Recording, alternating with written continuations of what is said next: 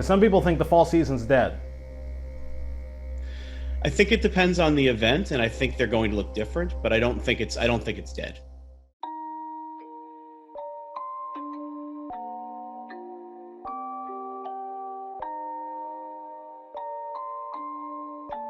Rage on that beat, going crazy. So New York City is in phase 2 of its coronavirus reopening plan. Phase 3 is right around the corner, which has a lot of folks looking forward.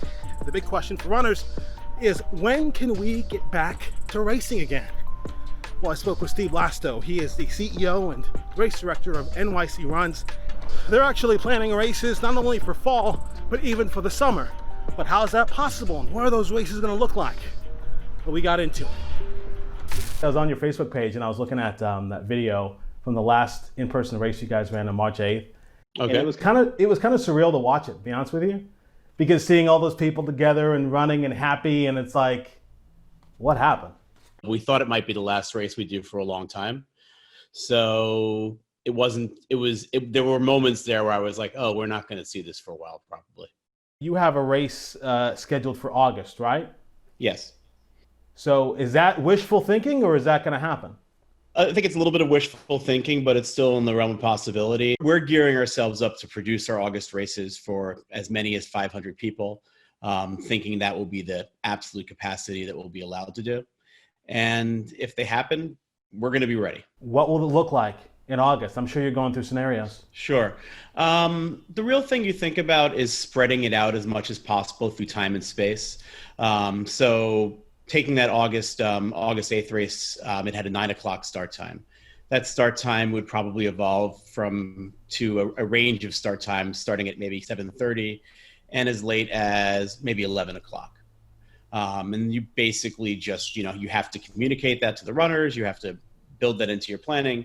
But if you do that, you can handle a lot of people on the same course. You have another race, the Queens Half Marathon for November, late November. Are you more confident that that happens? The further out in the future, the more confident I am. New York has done a really good job flattening the curve, but you also see what's going on around the rest of the country, so it gives you a little bit of doubt. But, if we keep going the way we're going, I expect we're going to put on all of our fall races, yes. You talk about spreading runners out. What else might you do? I mean, is there a scenario where you have people running in like hazmat suits or something, or like what's it going to look like?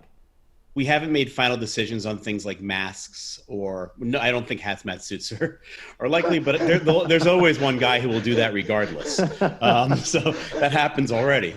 I think that, from a race director perspective, I'm focusing on crowding and planning and communication and things like that.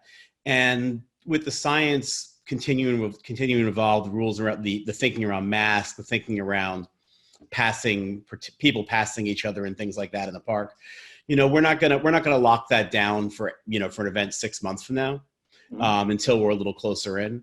But we're thinking about things like that. Temperature checks are certainly a part of a possibility. Porta johns, like, what's the story on those? I don't have an answer for you on that one yet, I'm afraid. They're rough at the best of times. Yes. Toilets are definitely a concern, or a problem that I don't think has entirely been solved. Okay, that's fair. And look, there's time, not a ton of time, but there's some time, right?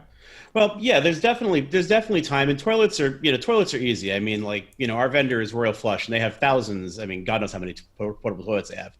If you're talking about doing 500 people and spreading them out over 4 hours, as opposed to 2,000 people and spreading them out over an hour, the math is well in your favor. You can get the same number of toilets if you want, and they're going to be used a lot less frequently. So there are, it's not a horrible situation. And again, going back to the science, not everything is clear on how contagious certain services are and things like that. It might be, I hate to dwell on this example, but it might be safer to use a porta potty at one of our events than to flush a toilet at at your office. So I guess my big question for you is, as we look back to that race, March 8th, that was like amazing. People were happy. Do you see it going back to that at any point? So I do. I mean, I refuse to live in a world where races aren't going to happen, where the Mets aren't going to lose 100 games a season, where, and other disappointing things. I refuse to accept there's a world that's the world we're going towards. I mean, that doesn't make any sense to me. I don't think we're going back to that next month necessarily, and I don't think it's going to be the same, until we've gotten a vaccine or something like a vaccine, if it's the herd immunity or whatever. But I do think that, a year and a half from now or a year from now, it's going to be similar. People don't want to hear a year or a year and a half. Okay. Next month, it's going to be exactly the same.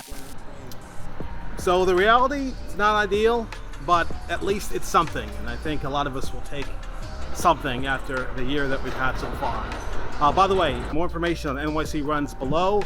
More information about the races we talked about, some virtual races they're doing.